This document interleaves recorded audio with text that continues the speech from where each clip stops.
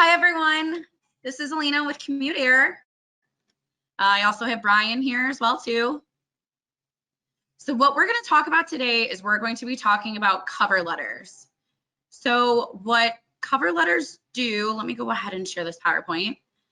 So cover letters, essentially, it's an introduction to you and your skills, and also it's explaining your interest in this position that you're applying for. And most importantly, it highlights your experience and knowledge that you have obtained with that specific position and what you offer as an employee to said company.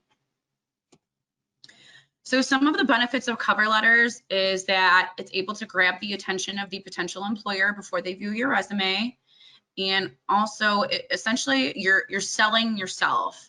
So you want to try and put the best, but also like the shortest but best attributes that you have, and also explain why you'd be a great match for that specific company.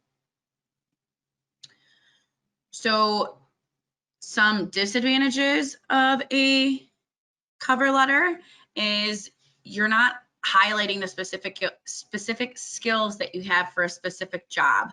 So with that, for example, I can say I'm applying to I really want to be a MAC makeup artist, but I have really great customer service. I'm good at selling. However, I don't highlight the fact that I'm good at doing makeup. So yeah, I have great customer service and I'm good at selling MAC products, but why would a MAC want to hire me as a makeup artist if I'm not going to be able to do the end result of makeup? Hang on, I apologize for that. Also, using the same cover letters for all jobs can be counterproductive.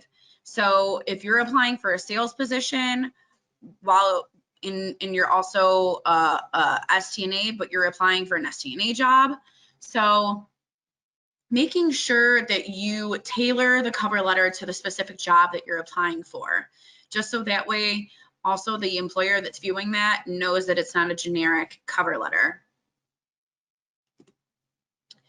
Now, some people ask, should you always include a cover letter with your resume? So my personal recommendation for entry-level jobs, I think resumes are okay without cover letters. So in past experiences with me working in manufacturing, entry-level call center, I've had people submit their resumes and it's totally fine without a cover letter. However, I have flight attendants and I've also had pilots apply for jobs. With that, it just depends on the type of job that you're applying for. But with a flight attendant, also it does show that the initiative, and also with a pilot too, doing all of their research. Now, if you're applying for a promotion with that company or also for a management position with the company that you're interested in applying for, I would highly recommend including a cover letter. Now, that's just personal recommendation. If you feel more comfortable including a cover letter with your application, by all means, go for it.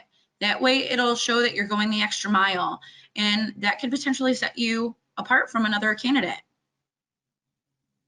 Now, I have highlighted a good cover letter and a bad cover letter. So we'll take a look at that. Now, this is an example of a good cover letter. So Victoria highlights James Smith and she addresses the hiring manager of the city, et cetera, et cetera. So she highlighted that she was excited to see the ad and also that she was a licensed occupational therapist as she's applying for an occupational therapist position. She highlighted the amount of years of experience and also the skills that she has. So highlighting the skills that the company is working for. Also just putting like a small touch, like I'd appreciate the opportunity to discuss, et cetera, et cetera. So, and also it's not too long. Some people have cover letters that are like basically putting together a long paper. You don't want to do that. Average attention span for people can be anywhere from 5 to 10 seconds. So you want to make sure you captivate that attention quickly. Now, here's an example of a bad cover letter. So you're submitting your resume for consideration because you feel you'd be very suitable for the position. So for the position, what position? Which position am I hiring for? So it's good that they're willing and able and capable to learn new skills, but you want to highlight the skills that you have now. So for example, I applied for a position that required 5 years of recruiting experience. However, I don't really have necessarily 5 years of recruiting experience, but I do have the numbers to back my success with recruiting to help potentially get my foot in the door. So anything that isn't generic, and also it's not personalized. So it's not the best. So I've seen it all. I've seen great cover letters. I've seen okay cover letters. I've seen horrible cover letters. So just making sure that you tailor it specifically towards what the person and towards what the company is looking for.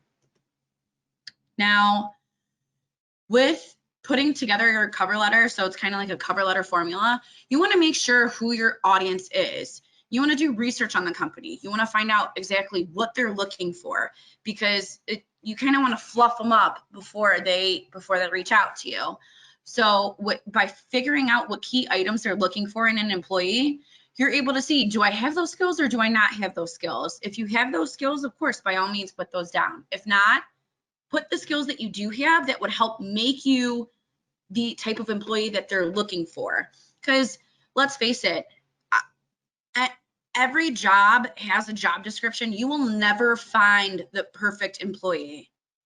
What's good is finding the employee that you're able to mold into what you're looking for.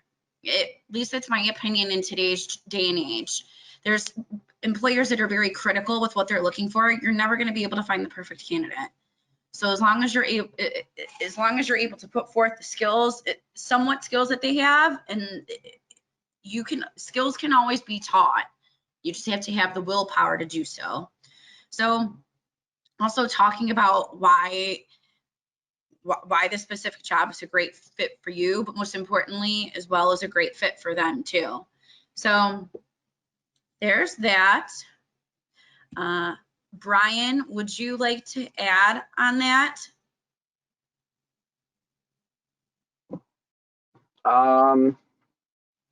I think you basically touched on everything. I really don't have that much more to add. Just to reinforce the fact that, yeah, you should always, if there's an opportunity to fill out or add a cover letter, please do it. And to Alina's point, I don't know what slide that was, that just don't use like one off the internet that you just copy and paste it for every single application, because people looking at those, especially recruiters, know that's what you're doing. Make it sound like it's really coming from you. Right.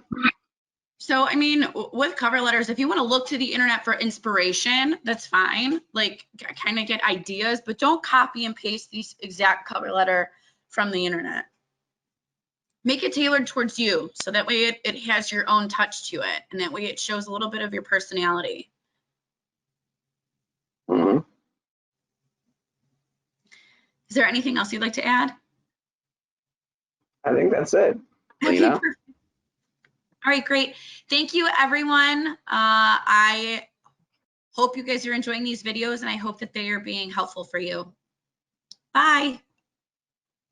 Bye-bye. Thank you.